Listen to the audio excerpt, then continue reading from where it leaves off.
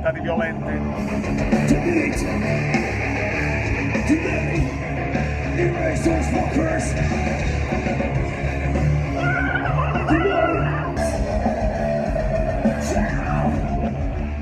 Ma dobbiamo parlare di tattica adesso, via, si parla di tattica. È letteralmente immarcabile. Se la vede cattiva. Amici bellini, buon martedì, un martedì dove... vabbè, non è martedì, lo sappiamo, ma oramai mi è venuta sta stronzata, dici, ma... mi fa ridere. Non sono solo, nel senso che... Perché questa cosa non sono solo? Non sono solo perché ho voi, perché voi mi date lo stimolo di un dialogo che non è mai banale, che non è mai risultatista. È troppo facile, no? Dire o Napoli ha vinciuto tutto a posto, o Napoli ha perso tutto male. Noi non siamo così, ma noi non siamo mai stati così. La bellezza di questo canale è proprio questa, che da quando abbiamo cominciato, da quando eravamo poche centinaia, fino ad arrivare adesso che il numero sta crescendo, la bellezza è proprio questa. Però io quando dico non sono solo, mi riferisco anche a alcuni addetti ai lavori, perché io, quando voi lo sapete, è proprio è la realtà dei fatti, perché è tutto documentato su YouTube. Io faccio la reaction, no? Quindi sto registrando me stesso dal vivo. È come fare la telecronaca, perché non è che la rifaccio e cambio idea. Quello che vedete durante la mia reaction, quello è quello che io sto vedendo. E ve lo dico, questa è la differenza dalla reaction mia rispetto ad altre, che io, come se stessi facendo una telecronaca, io faccio il commento tecnico mentre vedo le cose, e quindi voi vedete quello che poi svilupperò nella live che arriva subito dopo. Quindi io non ho nemmeno il tempo di confrontarmi né con gli amici bellini su Telegram che nel frattempo fanno il commento, né con gli altri amici miei, né con i giornalisti. Non ho il tempo di confrontarmi con nessuno. Però quando poi finisce la live e abbiamo detto tutte le cose che abbiamo detto, io ho tempo di andare a vedere i primi editoriali, un po' di Campania Sport, tutte cose che io ho sempre guardato per avere anche idee diverse dalle mie. E poi c'è Antonio Gaito, che ho anche intervistato per questo canale, che un commentino sul suo Facebook lo lascia sempre, e ve lo faccio vedere. Ragazzi, ma lasciate perdere i moduli, che è ridicolo parlarne.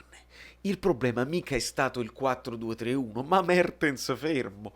3 che non ne avevano più perché non giocano mai, e Lobotka che in questo momento è improponibile. Ora io non mi metto nemmeno ad essere d'accordo parola per parola, perché per me Lobotka si è pure mosso bene, nonostante insomma una forma fisica che comunque lascia a desiderare, ma è un'idea mia. Ma quando io vi dico, ragazzi, abbiamo preso il gol perché Mertens non fa il primo pressing, no? Quando passiamo 4-2-3, quello è semplicemente la seconda fase, ma in realtà il Napoli con il 4-3-3 nel secondo tempo, la prima cosa, non è sceso in campo mentalmente, perché mentalmente stiamo 4-0. Gattuso fa la sostituzione di Lozano per mettere minutaggio a Mertens, e i giocatori lo sanno. È trasuto Mertens perché deve mettere minuti nelle gambe. La partita è finita, automaticamente ci abbassiamo sempre di più.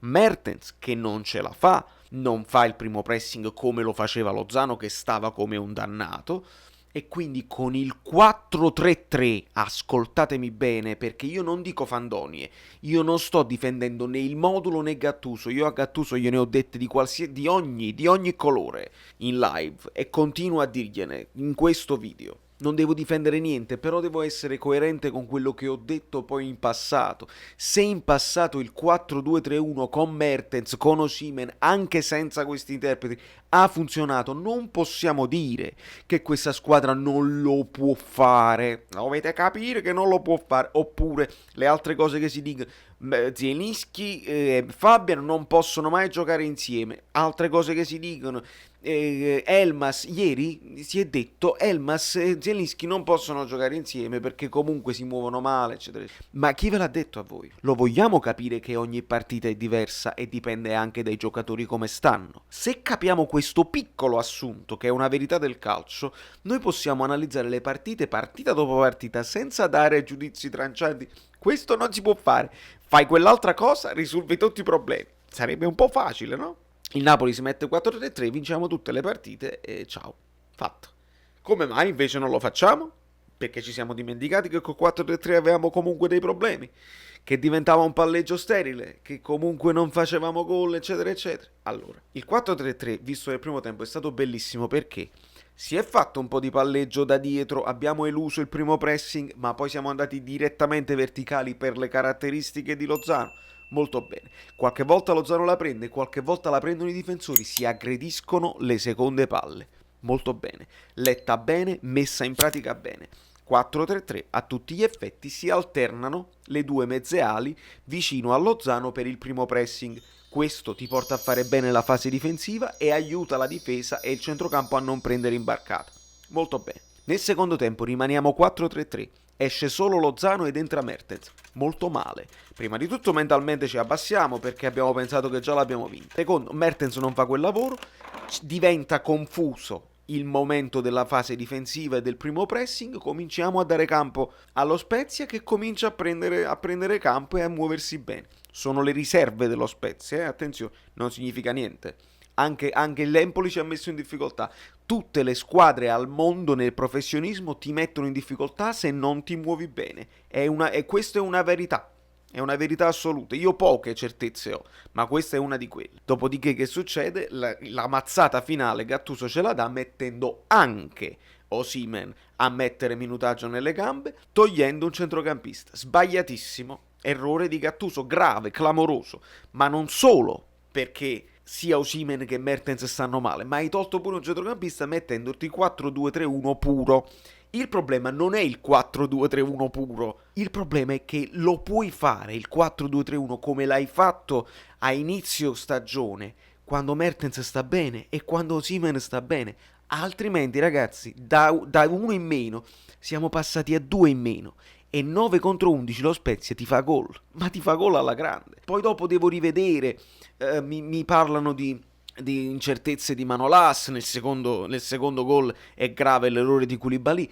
Approfondirò poi dopo, ma voglio postare questo video il più presto possibile. Adesso sono le 2 in America, quindi tra un'ora il video vabbè, che me ne fotta a voi tra un'ora. Adesso che state vedendo io sto dormendo, dopodiché mi sveglierò, riguarderò cosa non è andato, ma io sul gol del Napoli ho solo guardato la fase difensiva che Mertens e Osimhen non facevano.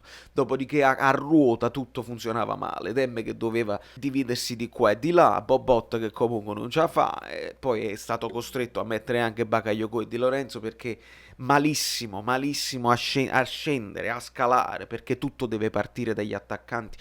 Maledizione se non capite che tutto deve partire dagli attaccanti, ma voi lo capite. Chi non lo capisce un po', lasciatemelo dire, un po' vi fate influenzare da giornalisti importanti, da gente che ha fatto questo tutta la vita. È normale che ascoltate voi e non ascoltate me. Io chi sono? Io sono un semplice youtuber che sta qua col green screen a fare video sul Napoli e così. È normale. Perché ne dovrei capire io più di quelli là che hanno il patentino da giornalista, di gente che sta nel calcio da 60 anni? Però io non sono solo. Se io dico delle cose per intuizione mia, perché le mie sono intuizioni, perché non ho studiato, guardo le partite, sento quelli là che ne capiscono e traggo le mie conclusioni. Lo dice Antonio Gaito ed è uno. Lo dice Ciro Troise nella trasmissione di Qui Sopra, che lo dice proprio pari pari. Mertens non era in condizione. Quindi io non sono solo quando ho delle intuizioni. Molti di voi saranno d'accordo con me, molti di voi siete in disaccordo con me, va benissimo. Però io resto coi dubbi e i dubbi ti portano a crescere. Ma quando ho delle certezze, ragazzi, questo è. Ieri era una certezza che praticamente Mertens non era in grado di mantenere la partita e questo è stato il problema principale. Voi continuate a dire il 4-2-3-1 quando i problemi si sono visti con il 4-3-3. Voglio che siate onesti e ammettiate questa cosa, altrimenti è difficile andare avanti sui discorsi così e mi scrivete sempre gli stessi commenti. Invece sono belli quando i commenti entrano più nel profondo e si capisce un pochino di più. La fragilità mentale l'abbiamo già analizzata. Dobbiamo analizzare la questione del modulo? Benissimo. In questo momento il Napoli non si può permettere di fare il 4-2-3-1 puro con Mertens come sottopunta perché i giocatori non ce la fanno fisicamente. Allora devi giocare con Elmas sottopunta, puoi giocare con Zielinski sottopunta, il 4-2-3-1 diventa ibrido e si alternano le mezze ali vicino alla prima punta a fare il primo pressing, altrimenti voglio è malacqua. acqua. E lo capisco, il 4-2-3 ha già capito, ma non è così. È lo stare bene in campo, e lo stare fare bene stretti i reparti. Solo se tieni stretti i reparti puoi fare il risultato al di là dell'avversario.